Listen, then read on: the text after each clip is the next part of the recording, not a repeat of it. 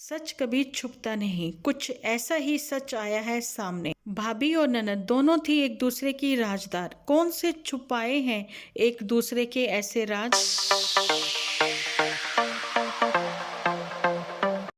सपना का ऐसा कौन सा राज खोलने की बात करें ये अंकल जी ने बोला सपना सरासर झूठ बोल रही है। जो भी कंट्रोवर्सी क्रिएट कर रही है वो खुद अपने मन से कर रही है। सपना अपनी पूरी फैमिली को साथ लेकर घूम रही है। तो हे एवरीवन, स्वागत है आप सभी का एक बार फिर से डिम्पल व्लॉग्स पर। तो कल रात को अंकल जी का एपिसोड आता है पड़ोसी के चैनल पर। तो पड़ोसी ने उनकी सारी रिकॉर्डिंग करी है और अंकल जी ने अपनी सच के साथ सामने रखने की कोशिश करी है। तो जी हम लोग बिल्कुल अप्रिशिएट करते हैं उनकी इस बात का कि वो सामने तो आखिर आए, उन्होंने अपनी बात रखने की कोशिश तो एक करी, है ना। एक समय हम यही देख रहे थे कि अंशु अपने व्लॉग में बोल रही है और उधर सपना अपने व्लॉग में बोल रही है। बात क्या है बीच की, ये तो इनके पारिवारिक झगड़े हैं जो भी सोशल मीडिया पर चल रहे हैं। फिलहाल तो हम ये भी एक चीज़ सामने आ रही है कि अंकल जी ने बोला कि सपना ने जो उनके सांडू भाई है जानकी राजवीर के मौसा जी जो हैं उनके पड़ोस में ही घर ले लिया। वो कहीं आते हैं जाते हैं तो सपना इस बात पर भी नाराज़गी जताती है।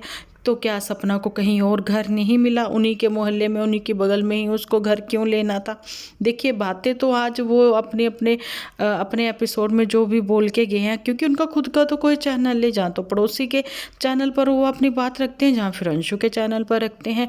अब ये भी उन्होंने बात रखी है कि हम अंशु को लेने जा रहे हैं क्योंकि बुढ़ापे में हमारे पास और कौन है। तो बात ये है कि बचपन से अंशु आपके घर में पली है। ये बात भी है कि जब सपना की मैरिज नहीं हुई थी उससे पहले की अंशु आपके यहाँ पर है। तो आपका प्यार सब लोगों का उसके साथ है, अटैचमेंट है, आपने उसको अपनी बेटी बनाकर रखा था।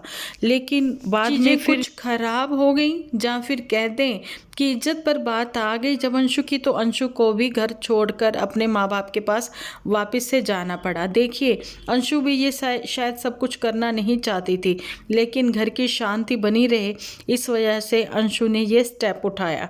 ये समझ सकते हैं हम लोग। या फिर ये कह दें कि ये सारे वो क्रिएटर्स हैं जो दिखाना चाहते हैं एपिसोड में वही व्यूअर्स देखते हैं, पर अंकल जी का तो इसमें कोई रोल हमें नज़र नहीं आता, क्योंकि ना तो वो कोई क्रिएटर हैं ना ही उनका कोई चैनल है जिसके लिए उन्होंने ये सारी चीज़ें करनी थी। उन्होंने ये चीज़ भी बोली है कि प्रॉपर्टी के लिए तो मैं ये सब कुछ कर नहीं रहा, क्योंकि मेरी प्रॉपर्टी जो थी वो मेरे दोनों बेटे थे जो अब इस दुनिया में नहीं रहे, तो इस ज़मीन जायदाद को लेकर मैं करूँगा भी क्या। फ़िलहाल मैं सरकारी नौकरी करता हूँ, मेरे पास इतना तो है ही कि मैं अच्छे से दाल रोटी चला सकूँ और अपना और अपनी पत्नी का भरण पोषण कर सकूँ। दूसरा उनके पास इतना भी है कि सर ढकने के लिए एक छत भी है उनके पास में, है ना। तो ये सारी चीज़ों के बारे में वो बताते हुए नज़र आए, जो कि एक कहते हैं ना कि सच्चाई थी, ठीक है। और हाँ ये चीज़ भी उन्होंने ज़रूर से क्लियर करी है कि सपना जो है वो अपनी फैमिली को कहीं पे भी जाती है तो पूरी की पूरी फैमिली लेकर जाती है। तो देखिए वो तो उसका अपना कोई पर्सनल होगा ना कि वो पूरी फैमिली को लेकर जाए, या फिर वो अकेली जाए, अपनी माँ के साथ जाए और भाई के साथ जाए, क्योंकि वो भी एक अकेली औरत है, उसके साथ भी 2 बच्चियाँ हैं, है ना। जहाँ अपने माता और पिता दोनों को लेकर जाए, ये तो उसका मैटर है। लेकिन यहाँ पर एक और मुद्दा उठाया अंकल जी ने कि वो अपने पति से यानी कि राजवीर जी से मिलने के लिए जब वो मायका में गई हुई थी अपनी पूरी फैमिली के साथ आई थी। तो मैं बताना चाहती हूँ अंकल जी, देखिए मैं साइड तो यहाँ पर किसी की नहीं ले रही हूँ, लेकिन सपना ने उस समय भी वीडियो बनाया था कि मोनू जो है वो वहाँ पर आए हैं, तो उन्होंने हमें बुलाया और इन्होंने गोलगप्पे, पानी के बतासे जो कहते हैं वहाँ पर, वो खाए, उन्होंने टिक्की खाई हैं, ये सब चीज़ें उन्होंने वहाँ खाई हैं, है ना। उसके बाद वो आ गए, उसका भाई वगैरह भी साथ था ना। और आप भी ये चीज़ समझते हो कि अगर बहन मायके गई हुई है तो वो अकेली तो नहीं चली जाएगी अपने पति से मिलने के लिए, पति ने उसको बुलाया हुआ था उस समय, है ना। ये उसने अपनी वीडियोस बनाकर उसमें डाला हुआ था व्लॉग में, है ना। और दूसरे दिन वो चीज़ें हो गई, हादसा हो गया, वो एक्सीडेंट हो गया, उस चीज़ के लिए भी आप कह रहे हो कि इन लोगों ने पोस्टमार्टम वगैरह वो चीज़ें क्यों नहीं करवाई। तो अंकल जी आपने उस समय ये मुद्दा क्यों नहीं उठाया, है ना। बेटा वो आपका था, अगर उस घर का दामाद था तो कई ऑब्जेक्शन तो उस समय व्यूअर्स ने भी उठाए थे। ये चीज़ें तो देखकर हैरानी हुई थी, चाहे वो सपना के मायके वाले हैं चाहे सपना के ससुराल वाले हैं, क्योंकि सपना उस स्थिति में नहीं थी। ठीक है। और ये भी कहते हैं कि सपना की मदर जो है वो भी उस स्थिति में बिल्कुल भी मतलब mother in sense mother in law इस स्थिति में वो नहीं थी कि किसी भी चीज़ को वो कुछ समझ सके सोच सकें, फिर भी वो सपना की बच्चियों की तरफ ध्यान दे रही थी, है ना, कोशिश कर रही थी वो। अच्छा जी अंकल जी, उस समय आप ये वाला मुद्दा ज़रूर से उठाते क्योंकि व्यूअर्स ने ये चीज़ें करी थी कि आपने ये सारा कुछ एफआईआर वगैरह क्यों नहीं करवाया, है ना। तो चलो अब ये देर आए दुरुस्त आए, अभी ये आपने फिर से केस जो है वो ओपन करवाया है, जो चीज़ें होंगी, है ना, तो वो सच जो है वो कभी नहीं छुपता, कभी ना कभी तो सामने आता ही है, चाहे सालों लग जाए, लेकिन सच सामने आता है। और हम लोग भी चाहते हैं राजवीर भैया के साथ एक्चुअली में हुआ क्या था वो उनको न्याय मिलना चाहिए। और माँ बाप बुजुर्ग हैं, वो आज हैं कल नहीं हैं, और ये चीज़ें भी सबको पता है, और ये चीज़ हमें भी पता है, और हमने भी इस बात पर बात उठाई थी कि पोतियों की ही प्रॉपर्टी है, दादा के प्रॉपर्टी पर पोतियों का उतना ही हक है जितना कि बेटों का हक होता है अपने पिता की प्रॉपर्टी पर, है ना। ऐसा ही तो आप जो कह रहे हो वो बिल्कुल सत्य है कि आज की तारीख में कोई भी सेवा नहीं करता, किसी का भी मतलब कि बिना मतलब के कोई सेवा नहीं करता। तो आपकी बुढ़ापे के समय जो आपकी लाठी बनेगा प्रॉपर्टी का कुछ हिस्सा तो आप उनको भी दोगे, लेकिन वहाँ पर दो चीज़ों पर आप मुद्दे से हटे भी।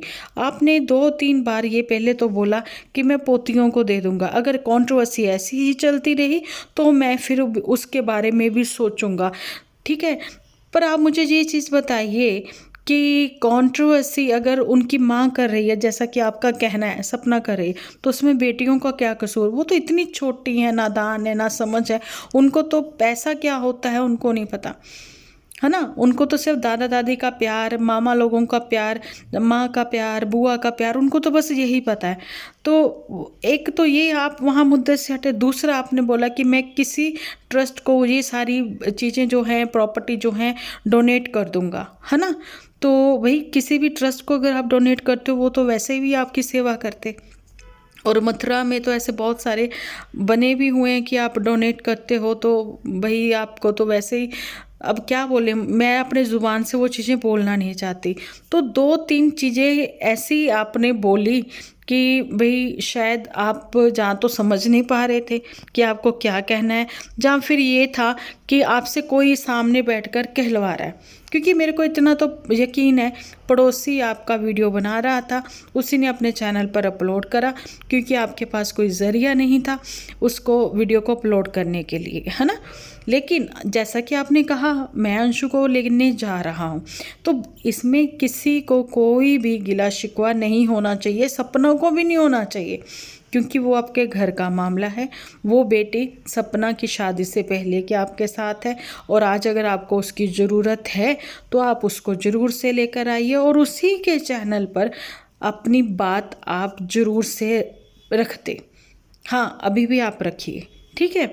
और रही बात कि सपना तो अगर वो अकेली है, उसके भी 2 पति गए हैं, वो भी इस समय जिस दुख से गुजर रही है सपना भी, और उस 2 बच्चियों का भरण पोषण करना, है ना, ज़िंदगी में उनके फ्यूचर के बारे में सोचना, आगे कैसे करना, उनकी स्कूलिंग है, पूरी ज़िंदगी पड़ी है सपना की बच्चियों की।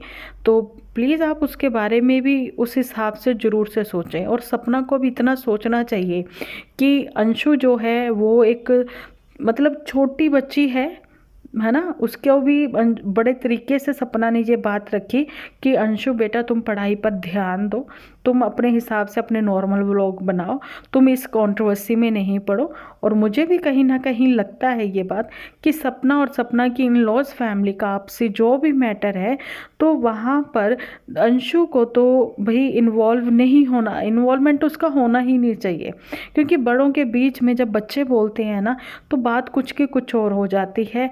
पर अंकल जी की ये बात 110% सही है कि अंशु ने स्टार्टिंग से लेकर अब तक जो साथ दिया वो अपनी भाभी का दिया, और वो हमेशा अपनी भाभी के साथ ही, सपना के साथ ही हमेशा रहती थी।